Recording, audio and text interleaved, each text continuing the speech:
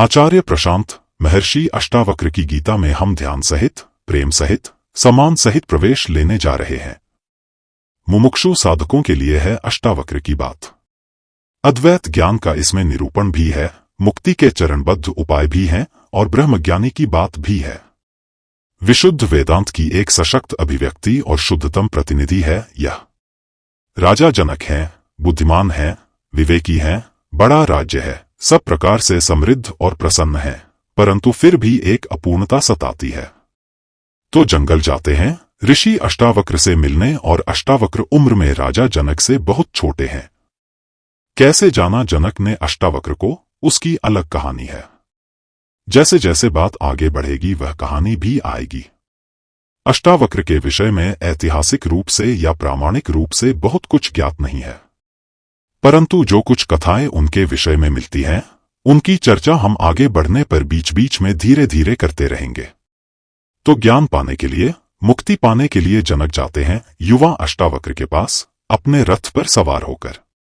रथ से उतरते हैं, प्रणाम करते हैं और पूछते हैं। पहला श्लोक। जनक उवाच कथं ज्ञानं वाप्नोति कथं मुक्तिर्भविष्यति वैराग्यं च कथं प्राप्तमेतद् ब्रूहि मम प्रभो एक। जनक जी बोले, हे प्रभो, ज्ञान प्राप्ति का क्या उपाय है? मेरी मुक्ति किस प्रकार होगी? वैराग्य कैसे प्राप्त होता है? आप कृपा करके मुझे बतलाइए।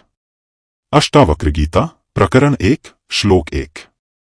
अष्टावक्र उवाच मुक्तिमिच्छसि चेत्तात विषयान् विश्वत्यज क्षमार्जवद्यातोष सत्यन पीयूषवद्भज 2।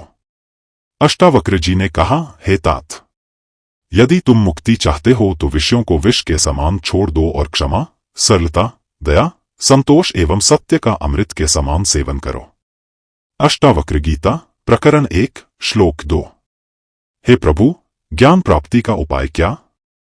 और मेरी मुक्ति कैसे हो? वैराग्य की प्राप्ति कैसे होती है? तद ब्रूहि मम प्रभो, यह मुझे बताए प्रभु। ज्ञान कैसे हो? मुक्ति कैसे हो? वैराग्य कैसे हो? कितने ऊंचे स्तर से ही शुरुआत होती है? श्रीमद्भागवत गीता से थोड़ी भिन्न है अष्टावक्र गीता इस मामले में। अर्जुन की शुरुआत जनक से नीचे के एक बिंदु से है। अर्जुन किंकर्तव्य विमूढ़ हैं, अर्जुन मुक्ति नहीं चाह रहे, अर्जुन तो मोहबद्ध हैं।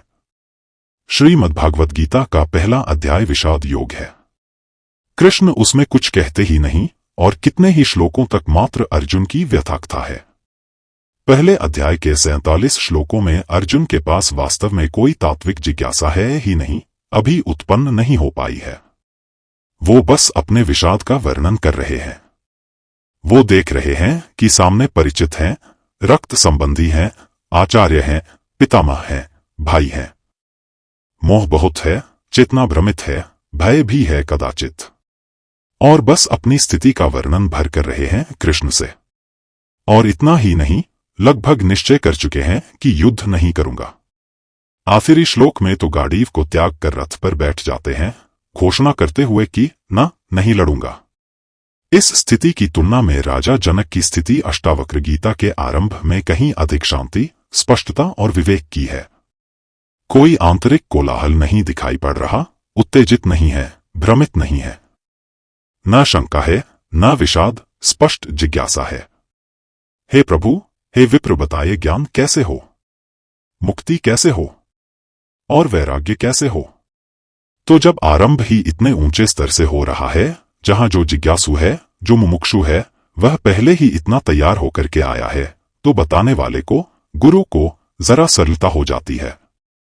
आरंभ ही एक ऊंचाई से हो सकता है। श्रीमद्भागवत गीता में भी आरंभ बड़ी ऊंचाई से होता है। दूसरा अध्याय है सांख्य योग। जब कृष्ण बोलना शुरू करते हैं, बहुत ऊंची बात है उसमें, लेकिन फिर भी यह तो निश्चित है कि जब शिष्य आतुर हो, प्रस्तुत हो, तैयार हो, तो उससे गुरु को आसानी रहती है बात को और गहरे ले जाने में और आगे तक समझाने में। तो अष्टावक्र कहते हैं, अष्टावक्र का पहला वचन है ये अष्टावक्र गीता में कि तात, यदि मुक्ति चाहते हो तो विषयों को विष के समान छोड़ दो और क्षमा, सरलता, दया, संतोष एवं सत्य का अमृत के समान सेवन करो। श्लोकार्थ पढ़ते हुए, अगर मुक्ति चाहते हो तो विषयों को विष के समान छोड़ दो और क्षमा, सरलता, दया, संतोष और सत्य का अमृत जैसा सेवन करो। अब देखिए, शुरुआत हमेशा कहां से होती है। शुरुआत हमेशा संसार से होती है, थोड़ी बाहरी बात से होती है, आचरण के तल से होती है।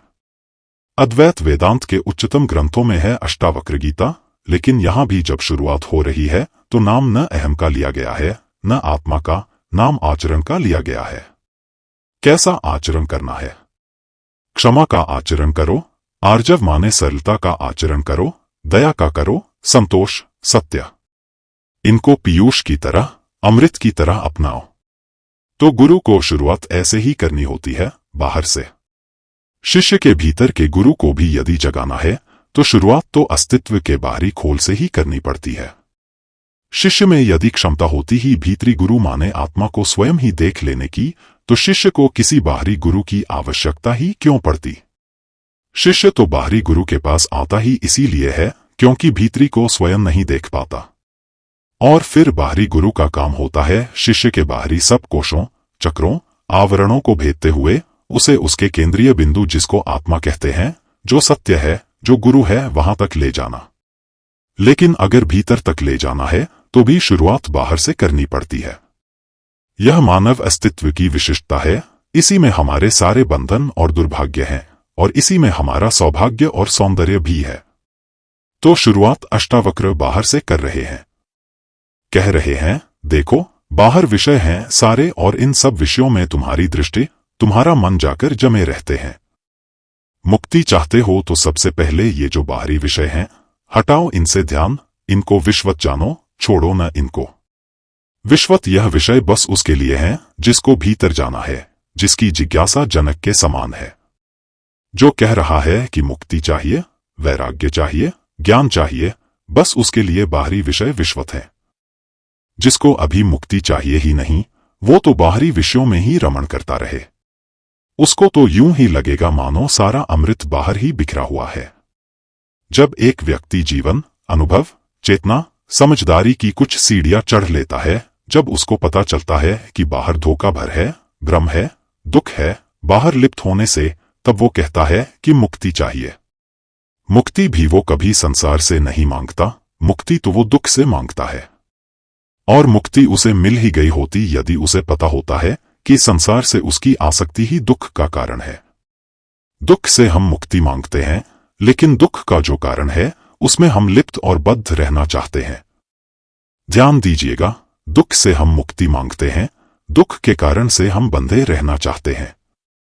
तो दुख हटाना है। दुख का कारण क्या है? दुख का कारण है संसार से लिप्त हो जाना भोग की इच्छा में। तो संसार भी फिर कारण कहाँ हुआ? संसार से भी गहरा, संसार के पीछे भी कोई और कारण है। वो क्या कारण है? वो कारण है संसारी। वो कारण है वो भोगी जो भोग की लालसा रखता है। तो दुख का अनुभव हो जाता है आसानी से, इतनी भी आसानी से नहीं कि सबको हो जाए। जो सबसे निचले तल के लोग होते हैं, उन्हें तो दुख का अनुभव भी नहीं होता। वो तो मस्त मौज में पड़े रहते हैं, उन्हें कोई दुख नहीं होता। सुखिया सब संसार है, खाए अरु सोवे। दुखिया दास कबीर है, जागे अरु रोवे। कबीर साहब। संसार में ज्यादातर लोग खाते हैं और सोते हैं, भोगते हैं और सोते हैं। भोगते हैं और चेतना की गहरी रात्रि में बेसुध पड़े रहते हैं, बेहोश, अचेतन। तो सबसे निचले तल के वो लोग होते हैं जिन्हें दुख का अनुभव भी नहीं होता। उससे थोड़ा ऊपर के वो होते हैं जिन्हें एक अस्तित्वगत दुख सताने लगता है। जब दुख सताता है तो कहते हैं दुख से मुक्ति चाहिए। जनक कम से कम दूसरे तल तक पहुंच चुके हैं। शायद दूसरे और तीसरे तल के मध्य में कहीं पर होंगे। तीसरे तल पर वो होते हैं जो जान जाते हैं कि दुख का कारण है संसार। तो फिर वो संसार से जरा सावधान होने लगते हैं, सांसारिक लिप्तता से जरा किनारा करने लगते हैं। ये तीसरे तल के लोग हैं। और चौथे तल पर वो होते हैं जो जान जाते हैं कि संसार भी समस्या नहीं है, समस्या है भीतर हमारे जो अहंकार बैठा है, जो संसार को भोग कर अज्ञानवश सोचता है कि सुख मिल जाएगा। तो चौथे तल का वह व्यक्ति है जो फिर संसार से भी किनारा नहीं करता, जो जान जाता है कि मूल कारण अहंकार है। और फिर चौथे तल के बाद क्या है? उसके बाद फिर खुला आकाश है, मुक्ति है। तो जनक कम से कम दूसरे तल पर हैं, कदाचित तीसरे तल पर हैं। इसीलिए अष्टावक्र सीधे उनसे तीसरे तल की बात करते हैं।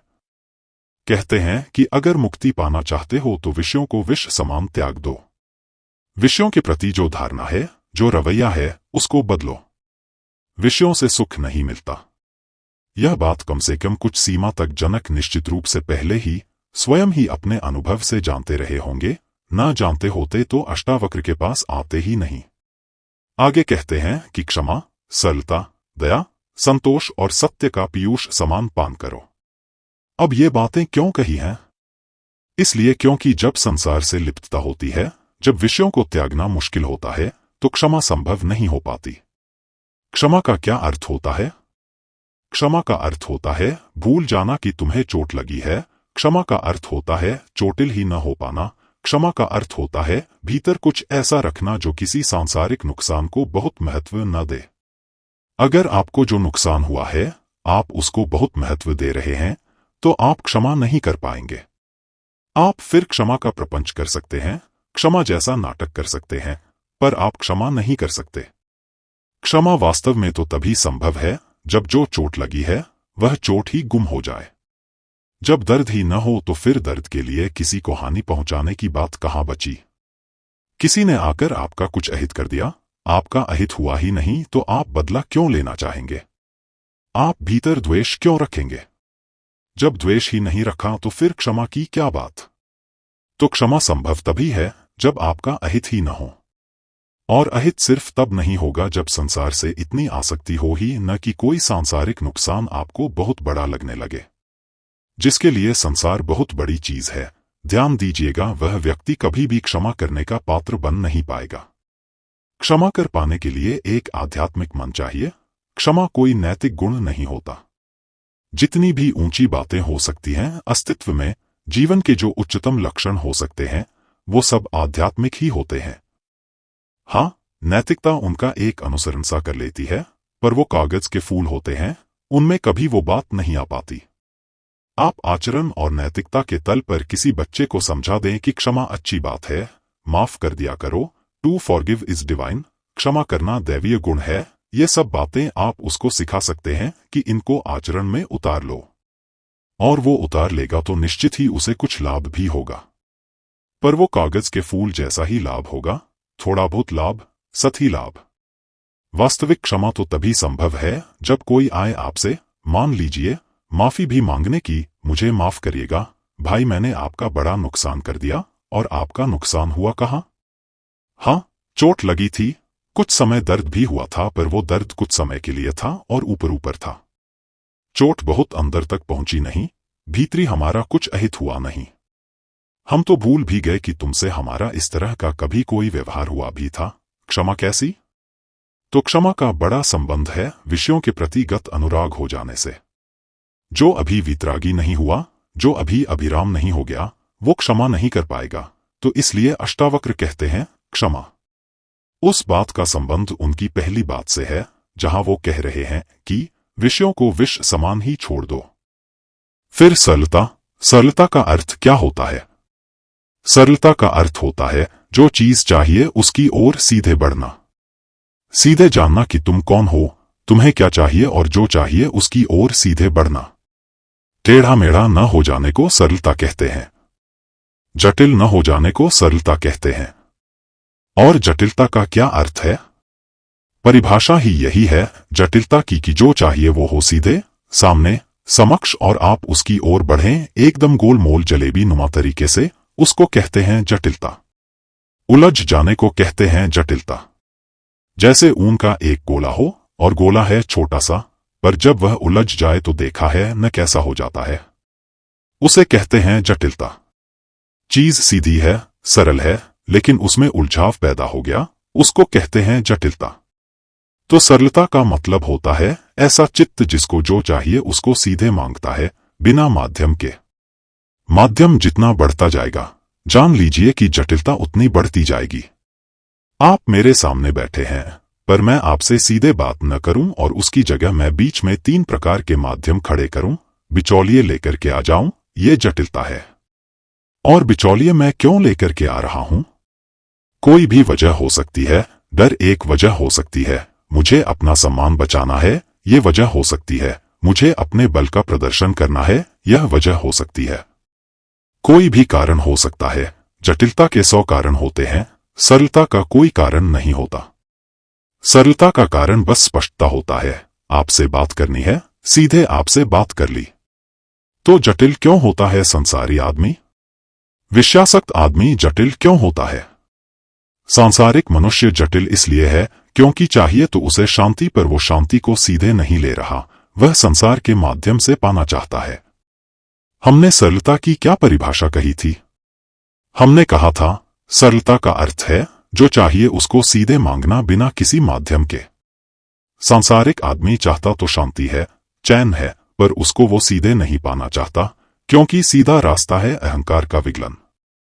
तो वो कहता है सीधे रास्ते से नहीं लूंगा। सीधा रास्ता चुभता है, सीधे रास्ते को लेकर भ्रम है, संशय है। तो कहता है संसार के माध्यम से शांति पालूंगा, संसार के माध्यम से चैन पालूंगा। आनंद चाहिए सबको, और जो संसार के माध्यम से आनंद पाना चाहे वह जटिल आदमी है। और जो अहंकार को ही किनारे रख दे ताकि आनंद का आकाश भर शेष रहे, वह सरल आदमी है। तो सरलता का भी सीधा संबंध है संसार के प्रति आसक्ति के कम होने से। जो संसार का जितना कम अनर्गल उपयोग करेगा वह उतना सरल आदमी हो गया, और जो संसार का जितना नाहक उपयोग करेगा, जो संसार को जितना ज्यादा साधन की तरह, माध्यम की तरह उपयुक्त करेगा, वो उतना जटिल आदमी हुआ। तो कहते हैं सरलता, आर्जव, अष्टावक्र के शब्द हैं ये। फिर दया। दया भी संभव नहीं है अगर विषयों से बड़ी लिप्सा है। कैसे कर पाओगे?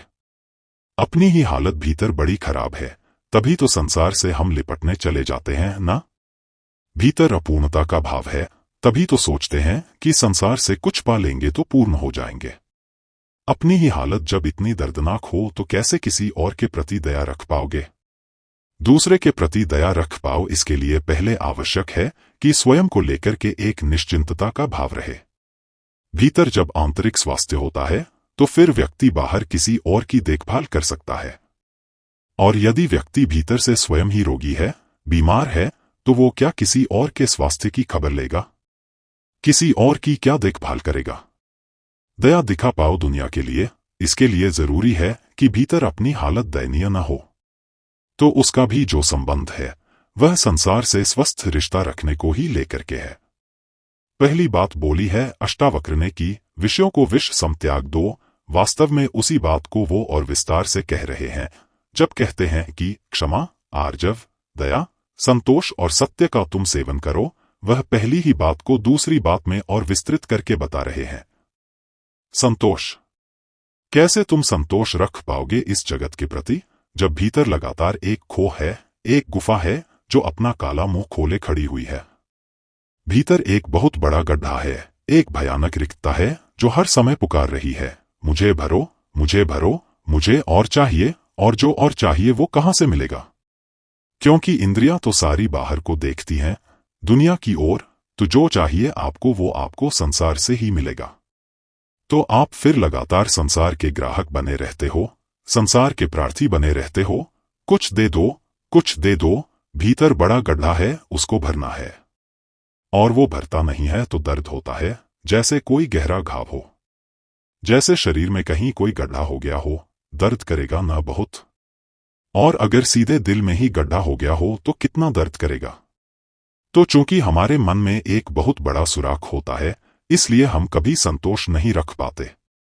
आप ज्यादातर लोगों को पाते हो न कि उनमें संतोष जैसा कुछ नहीं, उन्हें कितना भी मिल जाए, उन्हें अभी और चाहिए, और की रटन लगी रहती है। वो इसीलिए लगी रहती है क्योंकि अहंकार बड़ा प्रबल है, और अहंकार का मतलब ही होता है बेचैनी, दर्द, अपूर्णता। अपूर्णता कुछ कमी है, और चाहिए। तो संतोष भी आप तभी दिखा पाओगे जब संसार को लेकर के भीतर एक आशा नहीं बनी रहेगी कि दुनिया से कुछ मिल जाएगा और उससे हमारी बेचैनी और चिंता और दारुण दुख है वो मिटेगा। इसी तरह फिर सत्य का सेवन करो। और संसार क्या है? असत्य। सत्य की परिभाषा क्या है? जो टिके जरा, जो धोखा न दे, जो पल बीतते ही अपना रंग न बदल दे। जैसे ही व्यक्ति सत्य का आग्रही हो जाता है, वैसे ही संसार से पीछे हटने लगता है, क्योंकि संसार में कुछ है ही नहीं जो टिकता है। एक बार आपने कह दिया, मुझे तो वह चाहिए चीज जो टिके, मुझे वह चीज चाहिए जिस पर जरा भरोसा करें, जिस पर अपनी आस्था को टिका सके थोड़ा, तो फिर दुनिया से आप कदम पीछे खींचने लगते हो, क्योंकि दुनिया में ऐसा कुछ नहीं है जो टिकेगा। दुनिया में ऐसा कुछ भी नहीं है जो वैसा ही हो जैसा दिखता है, और कुछ ऐसा नहीं है जो जैसा अभी दिखता है अगले पल बदल न जाए। फिर जिन्हें जिन्हें सत्य चाहिए वो स्वयं ही अंतर्मुखी हो जाते हैं, विवश होकर अंतर्मुखी हो जाते हैं। दुनिया में तो कुछ मिल ही नहीं रहा जो वैसा ही हो जैसा इंद्रियों से प्रतीत होता है। मन जिसका जैसा आकलन करता है, जैसी विवेचना करता है, वैसी तो कोई वस्तु निकलती ही नहीं। पता नहीं कोई वस्तु सत्य है या नहीं, पता नहीं कोई वस्तु जैसी चीज होती भी है या नहीं, क्योंकि वस्तुतः माने सचमुच तो कुछ है ही नहीं, तो कैसे हम कह दें कि जगत में वस्तुएं हैं अभी?